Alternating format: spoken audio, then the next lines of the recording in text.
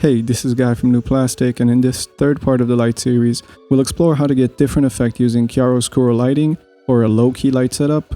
I'll be using a lot of techniques and terms we went over in the last two videos, so feel free to check them out before watching this video if you haven't. Also, feel free to check out my Patreon or YouTube membership where you can help me make better and more content, and also get some project files, my own personal project files, free products, and all sorts of stuff. Follow me on Instagram at Ojang, subscribe, comment, share, clean your mouse and keyboard. It's literally the dirtiest part of your house. Let's go.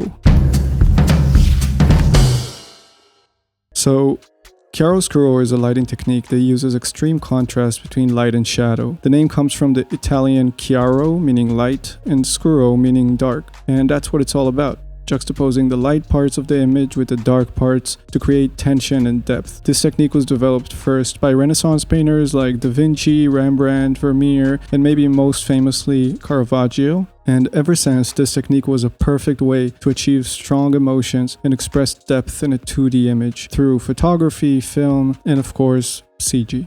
I think chiaroscuro is such a specific term though, and I would put it under the bigger umbrella of low-key lighting. I thought it would be a great way to start this part of the light series, as it really boils down lighting to very few light sources and extreme use of shadows, and as we learned in the last video, knowing how to use your shadows is, in my opinion, the fundamental key to controlling your lights.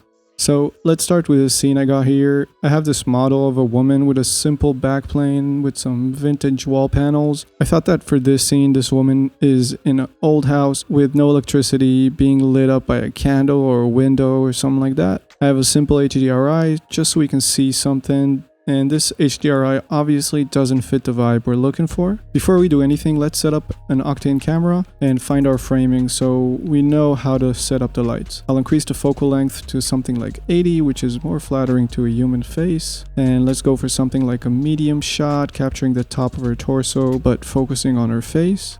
This looks okay for now. Let's open the octane settings, and I have the specular depth and GI clamp kind of high because I added a few layers of transparency to the eyes, but it doesn't have to be this high.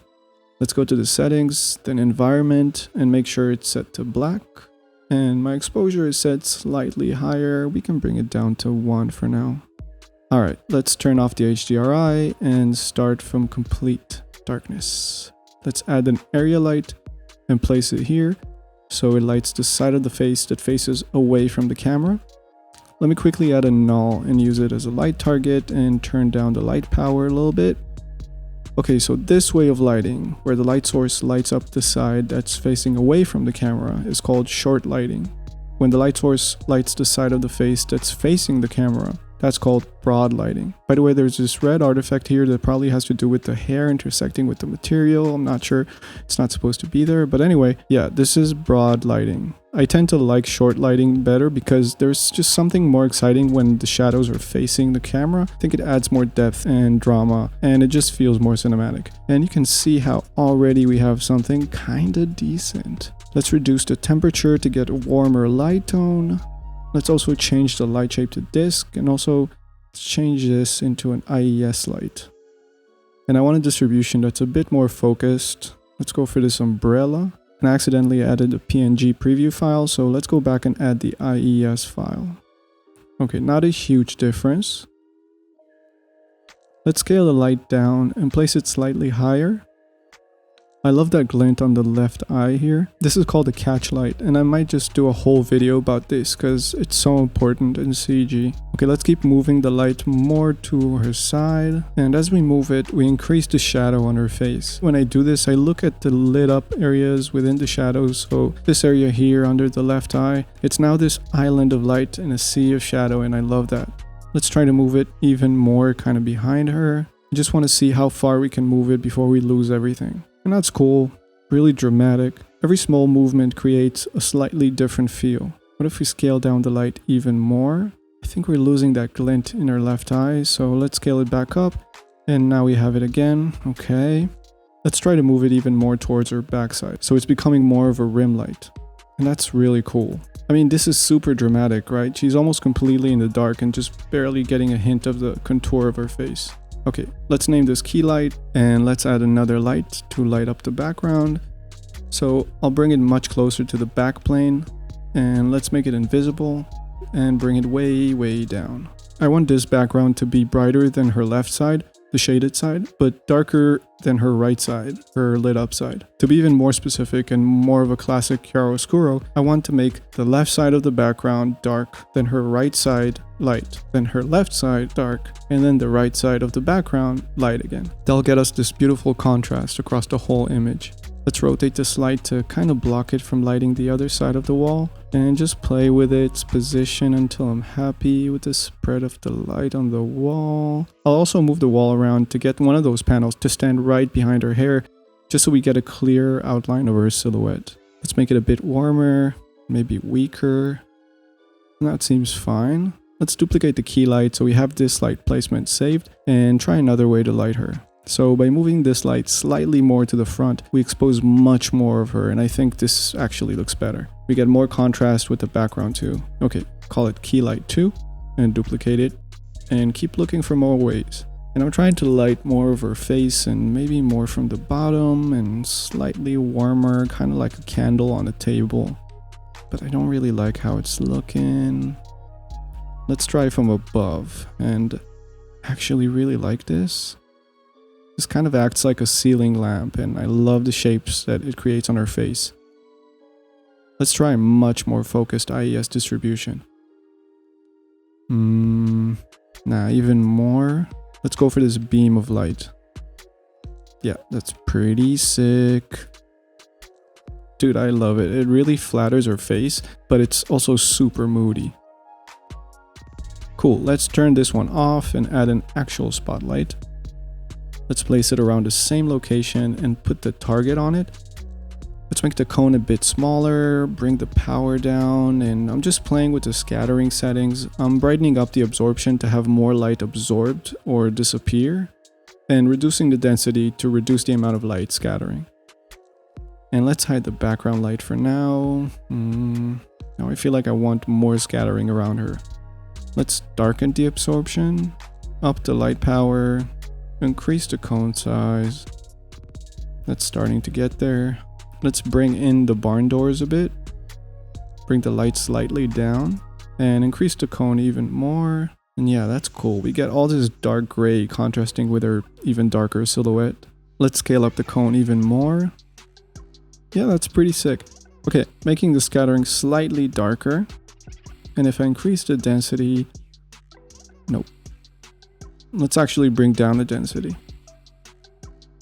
So now the actual light is stronger, as you can see, and reduce the absorption. So now actually let's increase the scattering so we can get much more of that volumetric lighting. Yep. I think now I just need to bring down the power a little. Yeah, I love her silhouette here. Let's see how it looks with the background light. Yeah, I fucking love it. Okay, let's hide this one and duplicate the very first light we made. And let's make it real big. Make it invisible. Now we get a much softer light, which also looks really cool. Play with it a little, maybe bring down the exposure a bit because it seems a bit burnt. Okay, let's go for a backlight and really get that silhouette look. So dramatic. Let's make it double-sided so it simultaneously lights the back wall too. And it doesn't seem to light it. What if we bring it closer? Still no. Maybe because the IES light is on.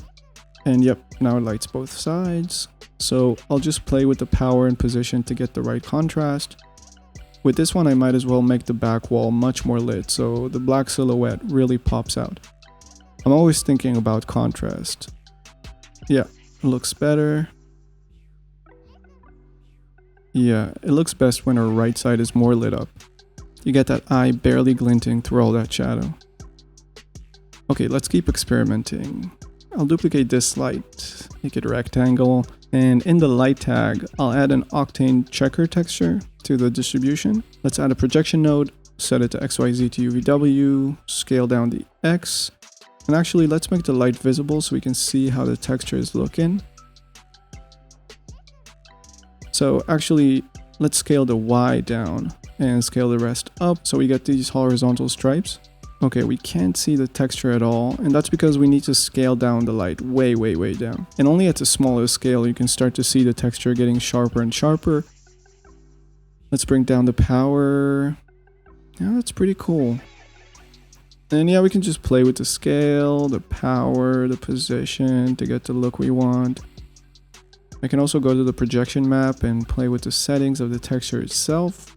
I want to move it just so our eyes are kind of peeking through the blinds. Yeah, that's not bad. Maybe if we reduce the saturation of the overall image all the way down. And yeah, it's not the worst I've seen. I'm not crazy about the stripes on the back wall, so what we can do is duplicate the plane,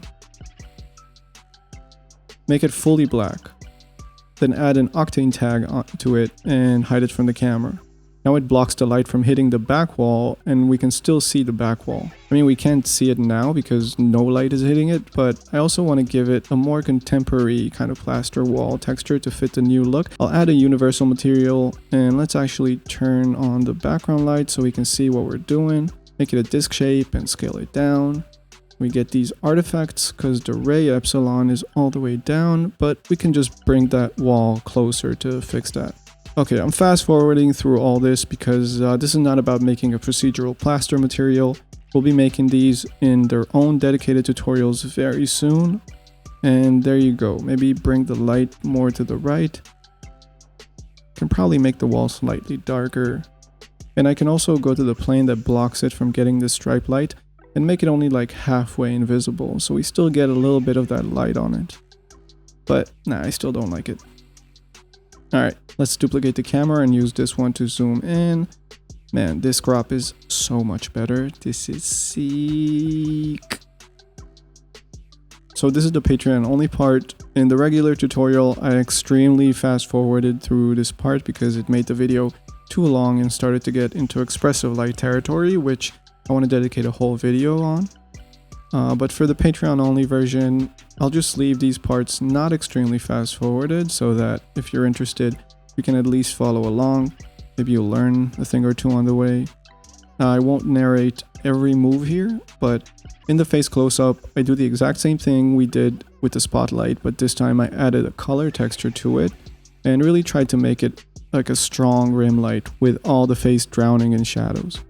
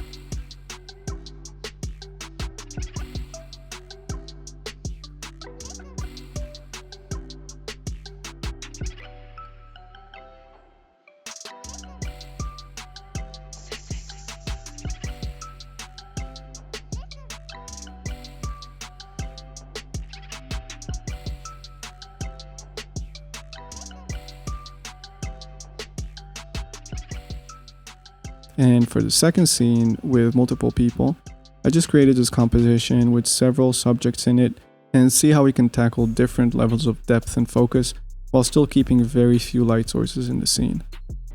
Which results in a super moody and dark scene where we can still use the lights to focus on different elements. I'm so grateful to have all of you support the way you do. This really helps leverage the channel upwards, and I feel like we're just scratching the surface with the potential of this channel, and you're helping us get there, so thank you.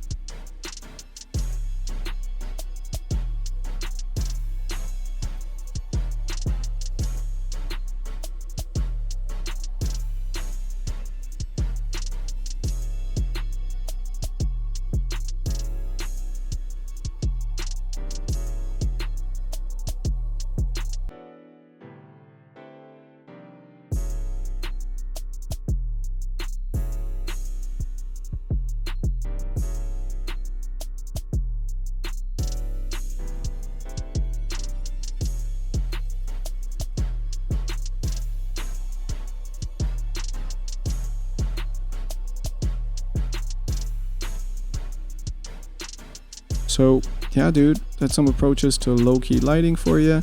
In the next videos, we'll go through other light approaches like high-key lighting, expressive lighting, naturalistic lighting, and some specific kind of glass or metal lighting for stuff like product photography.